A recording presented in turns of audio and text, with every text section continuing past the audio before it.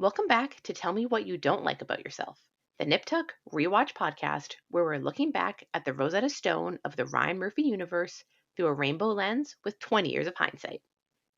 It has been a bit. I'm going to be completely honest with you. Life has been pretty heavy lately.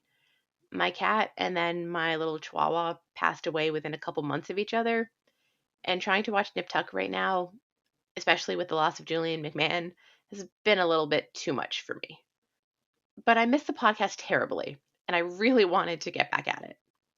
And then the universe handed me a gift, wrapped in a hockey jersey.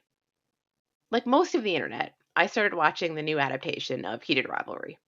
As a Canadian, seeing this story blow up makes me so incredibly proud. And as I was watching, a familiar face skated into view. Dylan Walsh. I apologize for the hockey pun. I'll try and stop now. Seeing Dylan Walsh, playing Shane's dad, David Hollander, felt like stepping into the bizarro world. He's calm. He's supportive. He's doing his best to figure out YouTube. He's playing a nice dad to a good son. It's like watching a version of Sean who finally found peace in the Great White North. So today, we are taking a detour from Miami. We're going to talk about Heated Rivalry, the joy of a comfort watch, and the alternate reality where Sean McNamara finally gets to be a happy father. Okay, for those of you who haven't fallen down this particular rabbit hole yet, or maybe you're thinking, I don't watch hockey, why do I care? Let me set the stage. Heated Rivalry is based on the incredibly popular romance novel series Game Changers by Reid, and the premise is pure narrative catnip. Here's the setup. You have Shane Hollander and Ilya Rozanov. They are two of the best hockey players in the world. They are drafted in the same year, and they are rivals on the ice. But here's the catch. They aren't just rivals. They've been secretly hooking up the entire time. If you're worried it's too sports heavy, don't be. The hockey is just the setting. It is high stakes, it is sweaty, and it is saucy. And honestly, it's the perfect winter comfort watch. It's got that high budget prestige TV look, but the heart of a romance novel. So if you want drama, secret trysts, and Dylan Walsh being a wholesome dad, get to it. Speaking of Dylan Walsh as a wholesome dad, I need to go a little deeper on the Matt McNamara versus Shane Hollander of it all. Watching Dylan Walsh look at his son with pride is actually triggering my fight or flight response. I'm so used to seeing him look at his TV son with a mixture of confusion and pure, undiluted stress. If you watched Nip Tuck, you know that Matt McNamara was a chaos agent. He wasn't just a rebellious teen. The man was a mime, which led to some very memorable mime crime. He was a neo-Nazi for a bit. He was also addicted to meth. Sean McNamara spent 6 seasons looking like he wanted to walk into the ocean because he just couldn't understand his kid. And now, here is Shane Hollander. Shane is everything Sean wanted. He's an athlete, he's successful, he's disciplined. He's like the literal golden boy. It's so fun to watch because Shane is basically the anti-Matt. Matt's problem was that he had no identity. He tried on new personalities like hats. There might be a few wobbles along the way, but Shane knows who he is.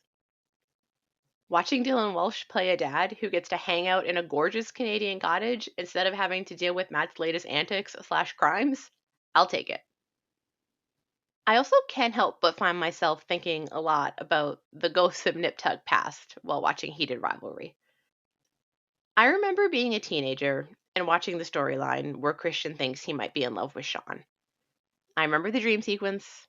I remember the almost kiss. And as a baby bi sorting through my own big gay feelings at the time, I remember being so annoyed. It felt like the show walked straight up to the line and then refused to cross it. It felt like they were saying, look, we can be edgy, but then retreated back to safety at the last second.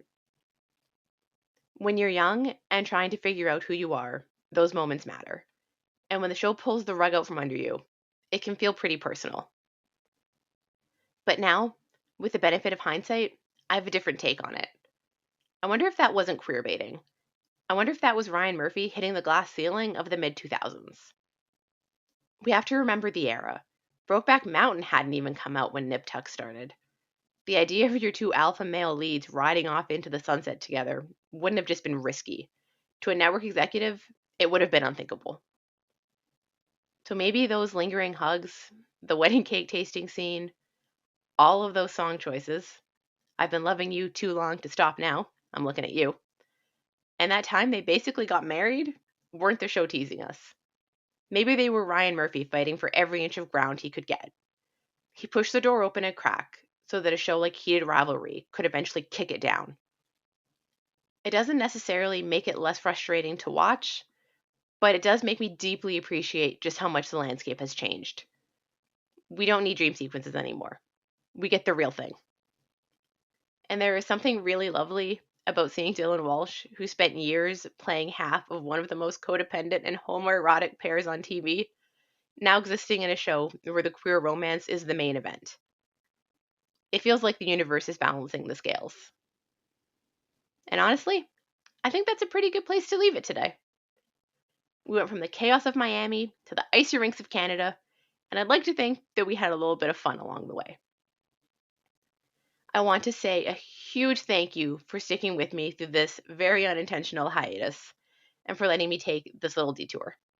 I know it's not our usual programming, but it felt really good to just turn on the mic and share something that's bringing me joy right now.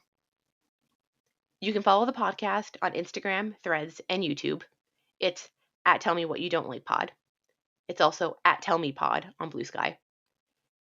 And you can email me at tellmewhatyoudon'tlikepod@gmail.com. I'm still just trying to take things one day at a time, but I hope to get back to our standing appointment at McNamara Troy very soon. In the meantime, go stream Heated Rivalry, hug your pets extra tight for me, and be kind to yourselves.